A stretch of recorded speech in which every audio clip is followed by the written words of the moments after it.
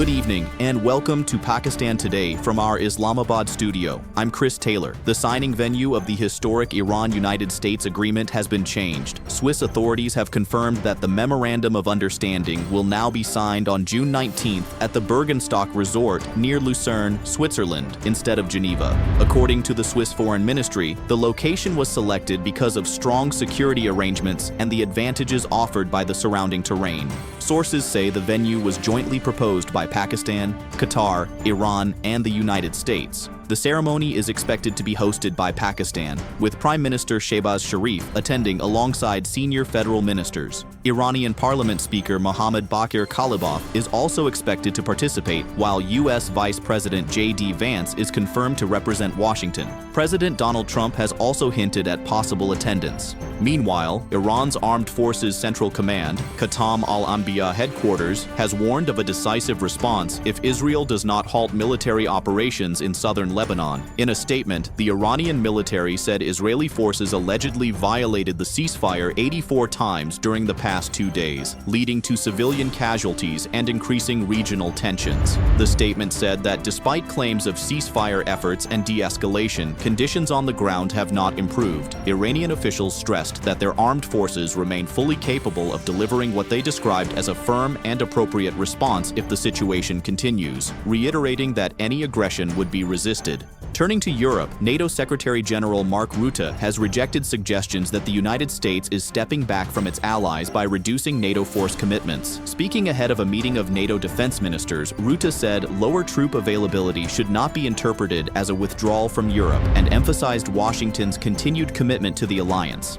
He also welcomed the U.S.-Iran agreement aimed at reducing tensions in the Middle East and described the reopening of the Strait of Hormuz as a significant development. Rutte said restoring free passage through the strategic waterway would strengthen regional stability, adding that several NATO allies, including France and the United Kingdom, are prepared to support the initiative. Back in Pakistan, Prime Minister Shehbaz Sharif met women parliamentarians from the Pakistan Muslim League N and thanked them for their active participation in the ongoing budget session. The Prime Minister said the government had presented a relief-oriented budget despite economic challenges and had included measures designed to empower women and expand their role in national development. He also highlighted Pakistan's efforts to promote regional peace, saying that sustainable economic growth and stability depend on lasting peace. The lawmakers welcomed the government's initiatives focused on women, youth, education, and social welfare. In another important development, Interior Minister Mohsin Naqvi met UK Deputy Foreign Secretary Hamish Falconer to discuss bilateral relations, regional developments, and areas of mutual cooperation. For more on this story, we go to our Islamabad correspondent, Sarah William. Thank you, Chris. Officials from both countries discussed strengthening cooperation in counterterrorism, institutional collaboration, police training, and efforts to curb illegal migration. Hamish Falconer praised Pakistan's role in facilitating understanding between Iran and the United States, describing the contribution of Prime Minister Shehbaz Sharif and Army Chief Asim Munir as significant for regional peace. The two sides also agreed to work together against fake student visa networks and reviewed mechanisms for improving institutional capacity. Discussions further emphasized that Afghan territory should not be used for activities directed against Pakistan. Back to you.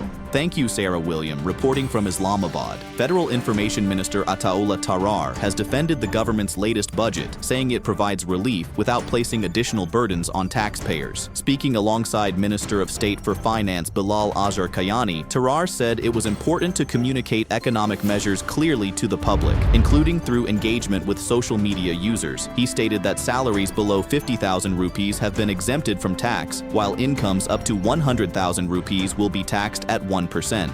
Tarar also credited recent reforms with improving tax collection and reducing corruption. Bilal Azhar Kayani said the budget includes support for industry, exporters, women, youth, agricultural lending, and social protection programs. In Islamabad, a Turkish defense delegation visited the National Emergencies Operations Center at NDMA headquarters. Chairman NDMA Enam Haider Malik welcomed the delegation and emphasized the value of sharing experience and expertise to improve disaster response capabilities. The delegation received briefings on Pakistan's early warning systems and operational readiness. Both sides agreed to strengthen cooperation in disaster management, search and rescue operations, and capacity building.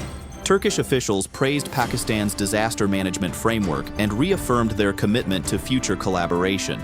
The Power Division has meanwhile introduced a new and simplified electricity bill format across the country. Officials say the redesigned bills make it easier for consumers to understand electricity usage, billing details, and payment information. The revised layout prominently displays the payable amount, due date, and consumption data, while a newly added QR code provides quick access to digital services. Authorities say the changes were introduced following consultations aimed at improving transparency and consumer convenience. And finally, the Punjab Home Department has imposed Section 144 across the province to maintain law and order during Muharram-ul-Haram. The restrictions will remain in force from the 1st to the 10th of Muharram, corresponding to June 17th through June 26th. Authorities say 7 categories of restrictions will be enforced. Only approved processions and gatherings will be permitted, while new rituals will not be allowed. The display of weapons, explosives, and flammable materials has been banned, along with provocative slogans and sectarian content. Motorcycle pillion riding will also be prohibited on the 9th and 10th of Muharram,